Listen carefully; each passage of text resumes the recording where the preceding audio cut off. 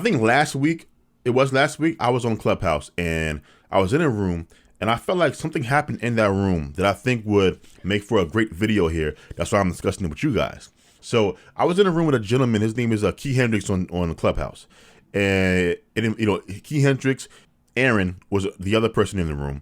I can't really give you his Clubhouse name because his account gets suspended so often that he's constantly creating new Clubhouse handles.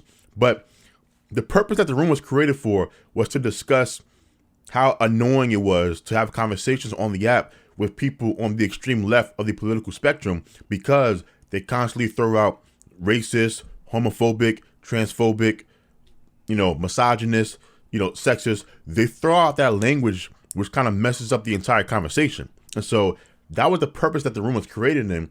But then in the midst of discussing that, we then transitioned to discussing, why there's this control over the use of language, what this means. Is this a sign of a communist movement coming to America? And then from there, we transitioned to like geopolitics, and it was like a high level, high IQ conversation taking place amongst black men, which really made me feel good because a lot of the times on Clubhouse, I feel like we have a lot of conversations about things that don't matter and things that are bullshit because people clearly want to build their following. And so the easiest thing you can do on Clubhouse is make rooms about black men and black women, about relationships, baby daddies, you ain't shit, this or that. And it's just really like non-productive conversation. So the fact that this conversation was taking place was incredible, right? Decent sized room. I think at one point there was like 110, 120 people in the room, which on Clubhouse is pretty significant, right? Like sometimes it's hard to break past 10 or 11 people really. So this was a really good conversation,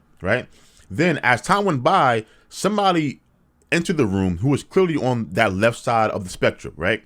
And they got on stage and somehow her and Aaron are going back and forth. During the back and forths, Aaron threw out the word tranny.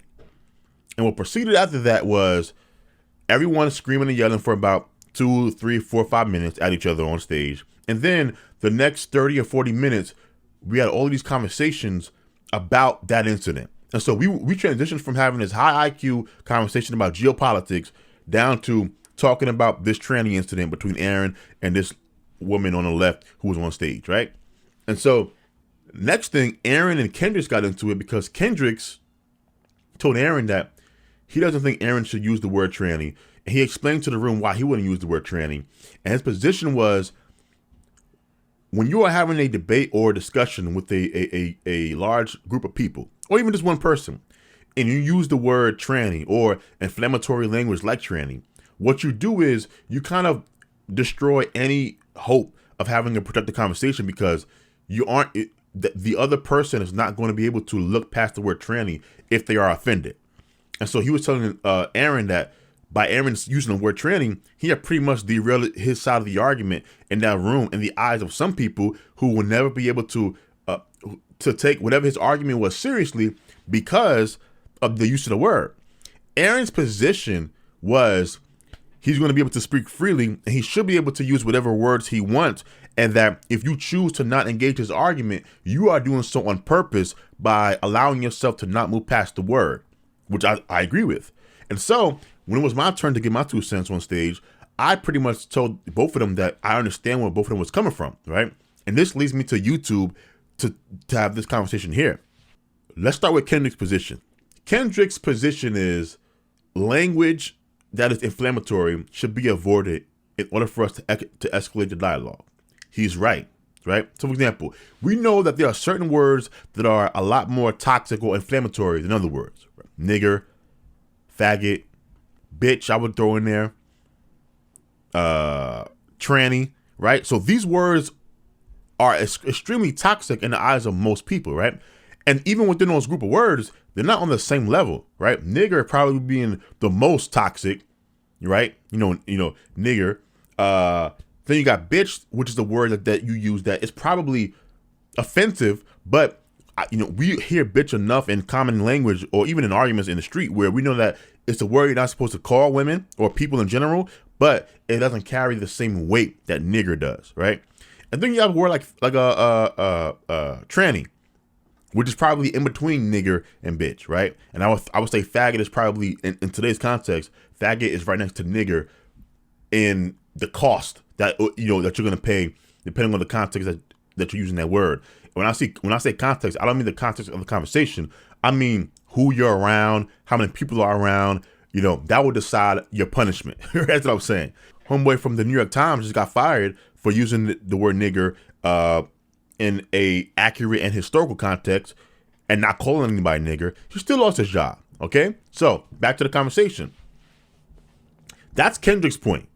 All right, that that certain words are inflammatory, and so instead of giving the other side the ammunition to derail the conversation, why not just respectfully avoid using those words that you think can be viewed by them as triggering? This way, you force them to engage your argument instead of allowing them the out of getting outraged by the word you use, and then they purposely torpedo the entire thing by calling you toxic and just invalidating your argument. Right now, he's right about that, and where Aaron is right where he's saying that the policing of the language in and of itself is part of the problem.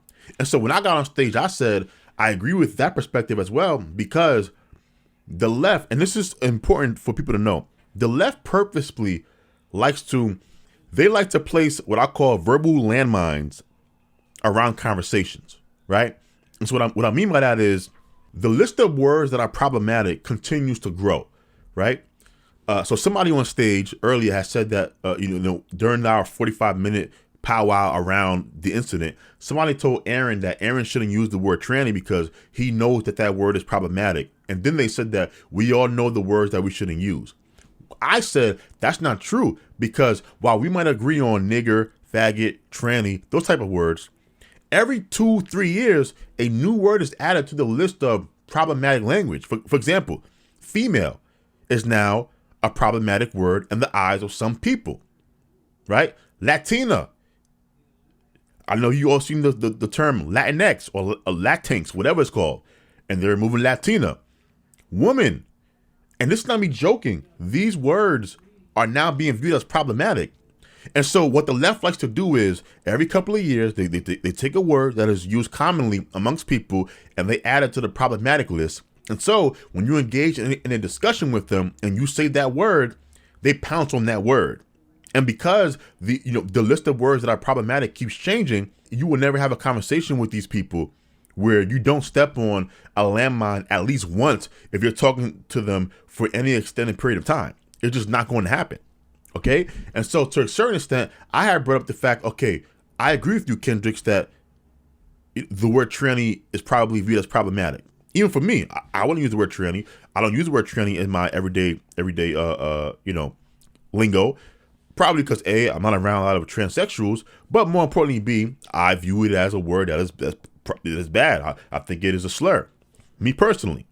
Now, that said, what I try to explain to Kendricks is how much ground do we give these people? Because this is the question that I myself haven't answered. So, if I take these two arguments, one being Aaron's argument saying that they're constantly changing language, so they're constantly changing the words that are problematic, and so we should ignore them entirely. If I take Aaron's argument, and I take Kendrick's argument, which is let's avoid problematic words because it fucks up our argument, right? And I have both of those in the back of my mind. The question that we have to ask ourselves is, where do we put our foot down? Where do we draw the line?